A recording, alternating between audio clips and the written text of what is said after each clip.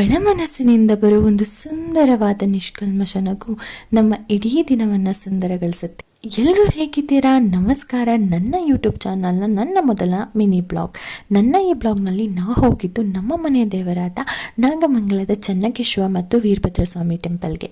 So ಈ ವಿಡಿಯೋನ ತುಂಬ ಹಿಂದೆನೇ ರೆಕಾರ್ಡ್ ಮಾಡಿದ್ದೆ ನನ್ನ ಯೂಟ್ಯೂಬ್ ಚಾನಲ್ನಲ್ಲಿ, ನನ್ನ ಮೊದಲನೇ ಮಿನಿ ಬ್ಲಾಗ್. ನಾನು ವಿಡಿಯೋನ ವಾಯ್ಸ್ ಮೇಕ್ ಓವರಲ್ಲಿ ಅಷ್ಟು ಪರ್ಫೆಕ್ಟ್ ಇರಲಿಲ್ಲ, ಆ ಬೈಕೆ ನಾನು ಇಷ್ಟು ದಿನ ಅಪ್ಲೋಡ್ ಮಾಡಿರಲಿಲ್ಲ.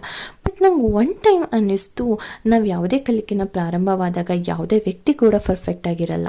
ನಾವು ಆ ಕಲಿಕೆ ನಮ್ಮ ಮನೆಯ ಜೊತೆಗೆ ಕಲಿಬೇಕು. ಬ್ಯೂಟಿಫುಲ್ ಡೇ ವಿಡಿಯೋನ ನಿಮ್ಮ ಜೊತೆ ಶೇರ್ ಮಾಡ್ತಾ ಇದ್ದೀನಿ. ನಾವು ಅಲ್ಲಿ ಪೂಜೆ ಮುಗಿಸಿ ನೆಕ್ಸ್ಟ್ ಹೊರಟಿದ್ದು ಶ್ರೀ ಆದಿಚುಂಚನಗಿರಿ ಕಾಲಭೈರೇಶ್ವರ ಸ್ವಾಮಿ ಟೆಂಪಲ್ಗೆ.